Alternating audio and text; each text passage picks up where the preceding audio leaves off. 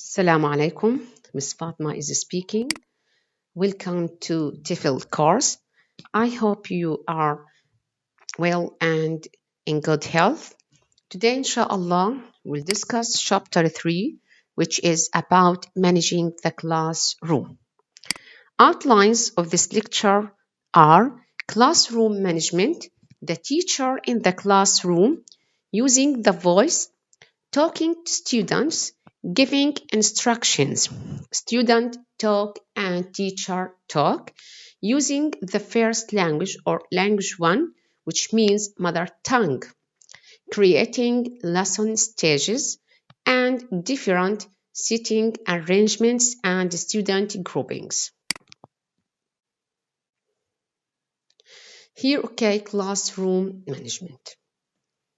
Yes. If we as teachers want to manage classrooms effectively, we as teachers have to be able to handle a range of variables. Okay, this includes how the classroom space is organized, whether the students are working on their own or in groups. Okay, and how we organize our classroom time. Yeah, we as teachers also need to consider how we appear, okay, to the students, and how we as teachers,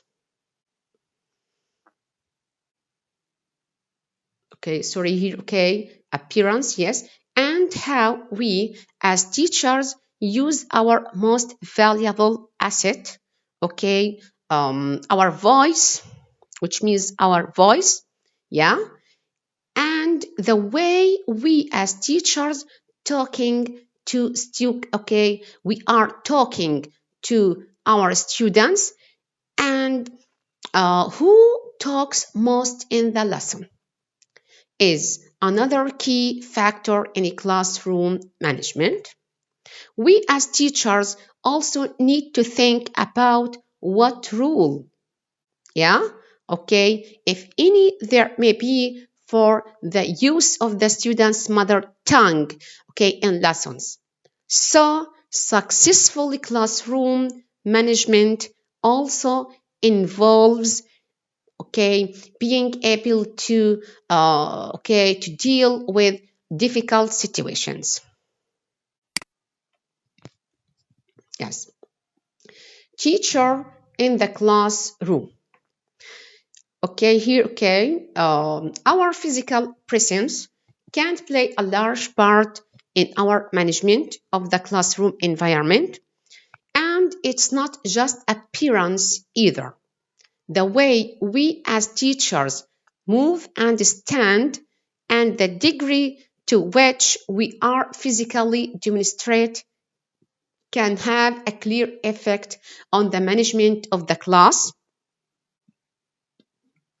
The way we as teachers, we are able to respond to what happens in a class, the degree to which we as teachers are aware of what is going on, often marks the difference between successful teaching and less satisfactory lessons. All teachers, like all people, have their own physical characteristics and habits, and they will take these into the classroom with them. But there are a number of issues to consider, which are not just matters of personality or style, and which have a direct bearing on the student's perception of us. Here, we have proximity, appropriacy, movement, and awareness. Let's, discuss these points. Here, proximity.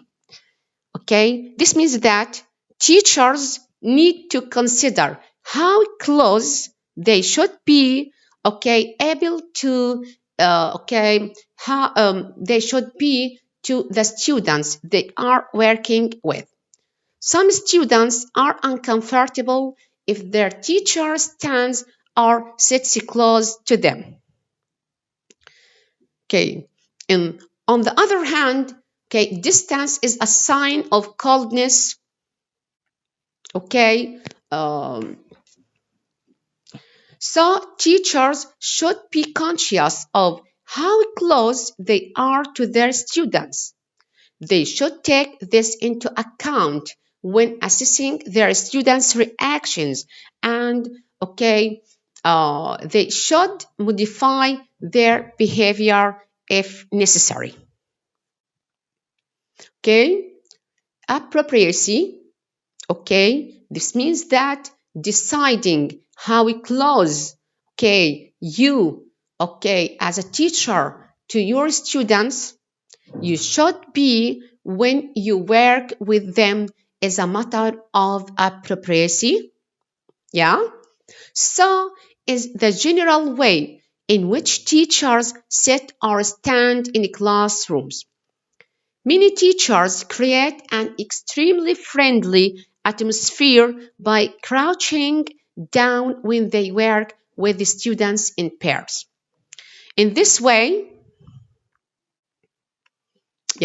they are at the same level as their seated students. However, some students find this informality worrying. Okay. Also, some teachers are even happy to sit on the floor, and in certain situations, this may be appropriate. But in others, it may well lead to a situation where students are put off concentrating. All the positions,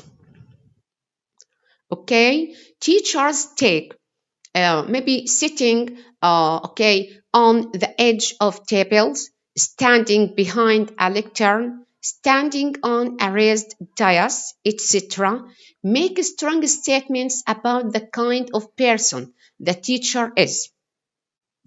Therefore, it's important to consider what kind of effect such physical behavior has, so that we as teachers can behave in a way which is appropriate to the students we as teachers are teaching, and the relationship we as teachers wish to create with them.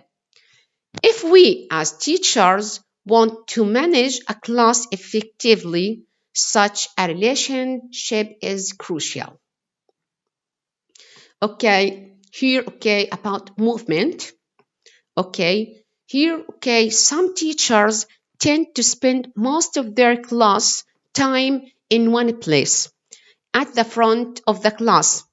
For example, to the side or in the middle. Others spend a great deal of time walking from side to side or striding up or down the aisles between the chairs.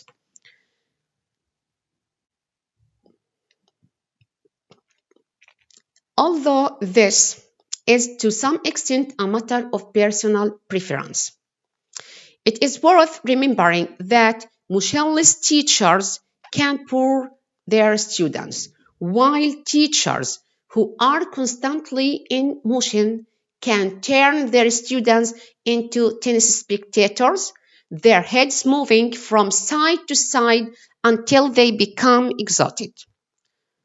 Most successful teachers move around the classroom to some extent. The way the teacher can retain his or her students' interest. For example, if he is leading an activity or work more closely with smaller groups when the teacher go to help a pair or a group. How much we as teachers move around in the classroom will depend on our personal style, where we as teachers feel most comfortable for the management of the class, and whether or not we as teachers want to work with smaller groups. Here, okay, awareness. Okay, as you see here, okay, in this picture, okay, if I ask you, how do our students see us? Yeah, of course. Our students see us as creative and publishing, maybe as information management, maybe as a thinking pedagogy. Okay, our students may see us as learning environments or as building a new paradigm, as web access, etc. Yes. Here, okay, awareness. In order to manage our class successfully, okay, we as teachers have to be aware of what students are doing and how they are feeling. This means watching and listening just as carefully as teaching. Okay, I think this will be difficult if we as teachers keep too much distance, or if we as teachers are perceived by the students to be cold and aloof, because we, okay, as teachers will find it difficult to establish the kind of rapport. Yeah. Okay, what does awareness mean? Just give me a definition of awareness here. Yeah, awareness means assessing what students have said and responding appropriately. Awareness means, okay, being able to perceive the success or failure of what is taking place in the classroom and being flexible enough to respond to what is going on. So we as teachers need to be need to be as conscious as possible of what is going in the students' heads. It is almost impossible to help, okay, students to learn a language in a classroom setting without making contact with them in this way. So the exact nature of this contact will vary from teacher to teacher and from class to class. Okay, here, okay, using the voice.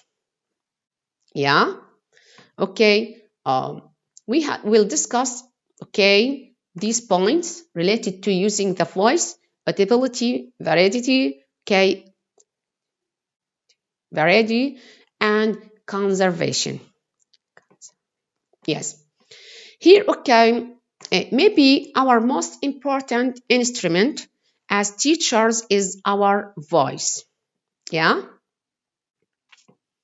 How we as teachers speak and what our voice sounds like have a crucial impact on the classes.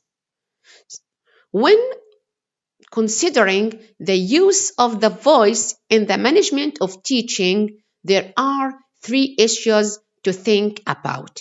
These issues are, okay, audibility, variety, and conservation. Okay, here, okay, audibility, okay, this means that teachers need to be audible. So teachers must be sure that the students at the back of the class can hear them just as well as those at the front. But audibility can't be divorced from voice quality. A rasping, okay, shout is always unpleasant. Yeah. Teachers don't have to shout to be audible here, okay? Just so, yes. And good voice projection is more important than volume, okay? As you see here, okay, in this here, okay? So volume, which means the two, okay, though the two are of course connected, so speaking too softly or unpleasantly loudly are both irritating and unhelpful for students. Okay, here, okay, the second issue is variety. Yeah, here, okay, it is important for teachers to vary the quality of their voices and the volume they speak at according to the type of lesson and the type of activity. So the kind of voice we as teachers use to give instructions or introduces a new activity will be difficult from the voice which is most appropriate for conversation or an informal exchange of views or information. So the relationship between type of voice and type of lesson. Here, okay, in one particular situation, teachers often use very loud voices, and that is when they want students to be quiet or stop doing something.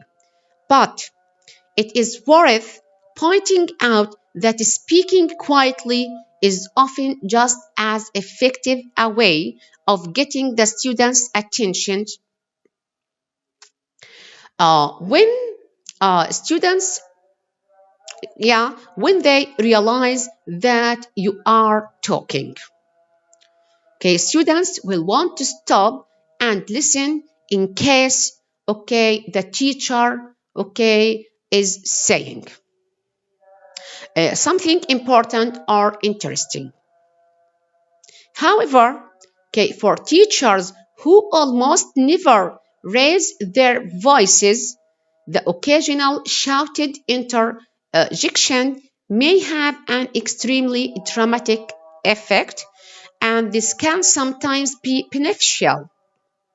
Yes, the third issue is conservation. Okay, just like opera singers, teachers have to take great care of their voices. It's important that they breathe correctly so that they don't strain their larynx. Breathing properly means, okay, being relaxed in the shoulders, yeah, for example, and not slumped, okay, backwards or forwards.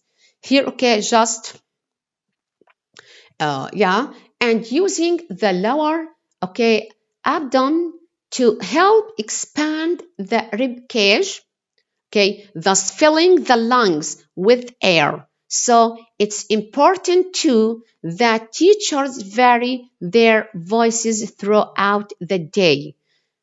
Okay, teachers, okay, should avoid shouting wherever possible so that teachers can conserve their vocal energy. Here, okay, conserving the voice is one of the things teachers will want to take into account when planning a day's or a week's work.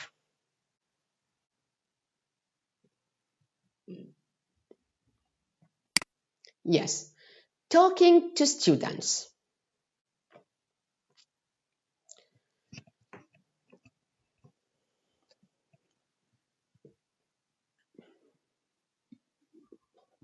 Yes. Here, okay, just talking to students, okay, one group of people who seem to find it fairly natural to adapt their language to their audience are parents when they talk to their young children. Here, okay, some studies, okay, show that teachers use more exaggerated tones of voice and speak with less complex grammatical structures than they would if they were talking to adults. So their vocabulary is generally more restricted. They make more frequent attempts to establish eye contact, and they use other forms of physical contact. So rough tongue is the simplification of language which both parents and teachers make in order to increase the chances of their being understood. Yes, here, okay, rough tuning. Yeah. In order to rough tune their language, okay, here, okay, teachers, yeah, need to be aware of three things. Okay, firstly, they should consider the kind of language that students are likely to understand. Secondly, teachers need to think about what they wish to say to the students and how best to do it. Thirdly, teachers need to consider the manner in which they will speak. For example, in terms of intonation, tone of voice, etc. But these considerations need not to be detailed. Here, okay, to be successful, okay, at rough tuning, yeah, all we as teachers have to do, okay, is speak at a level which is more or less appropriate. Apart from adapting their language, teachers also use physical movements and gestures, okay, such as body language, facial expressions, miming, etc. These are often quite exaggerated, such as shrugging the shoulders, for who cares, or scratching the head to show puzzlement. In addition, many teachers use gestures to demonstrate things like the past tense, pointing back over their shoulders, for example. Gesture, such as expression and mime should become a natural adjunct to the language we as teachers use, especially with the students at the lower levels.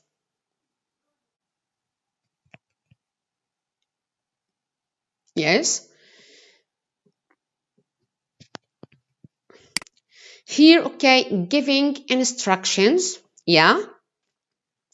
There are two rules, or two general rules for giving instructions. Teachers must be kept simple, here, teachers must be, or must be kept, yeah, as simple as possible, and they must be logical before giving instructions. Therefore, teachers must ask themselves the following, for example, what is the important information, I'm trying to convey? Also, teachers must ask themselves questions such as what must the students know if they are to complete this activity successfully? What information do they need what information do they need first? Which should come next? When teachers give instructions, it's important for them to check that the students have understood what they are being asked to do.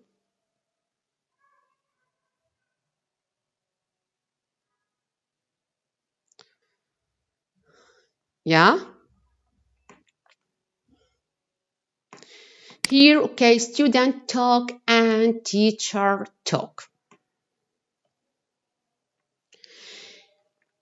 Um, Here, okay, there is a continuing debate about the amount of time teachers should talk.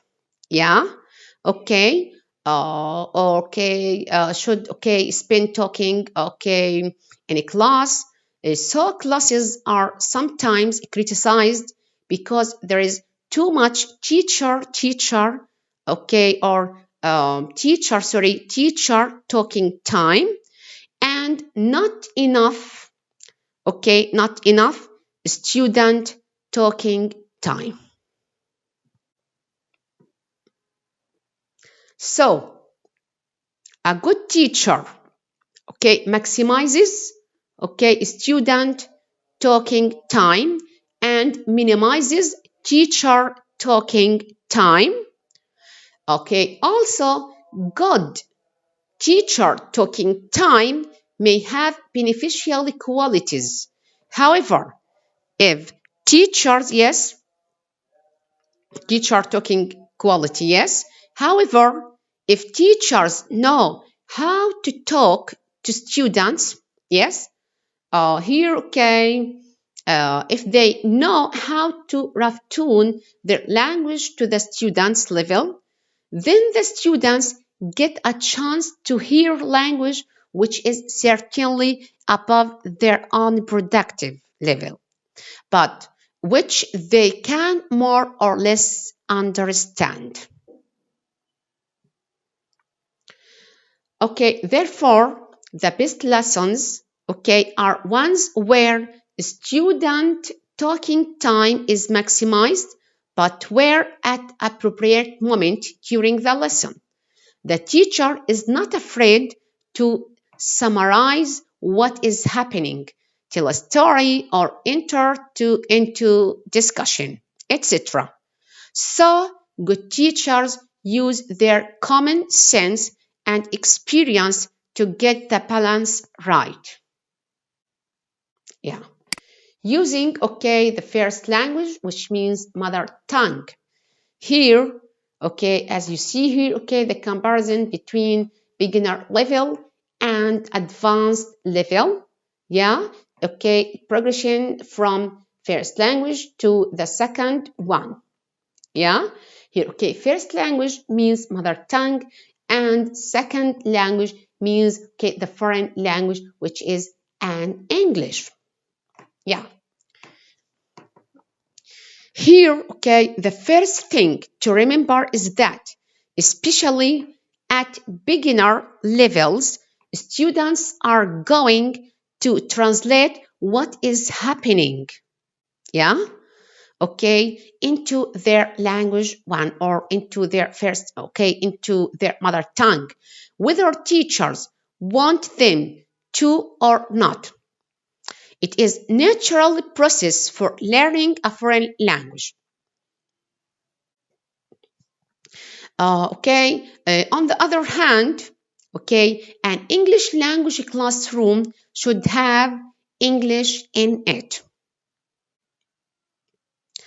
There should be an English environment in the room where English is heard and used as much of the time as possible.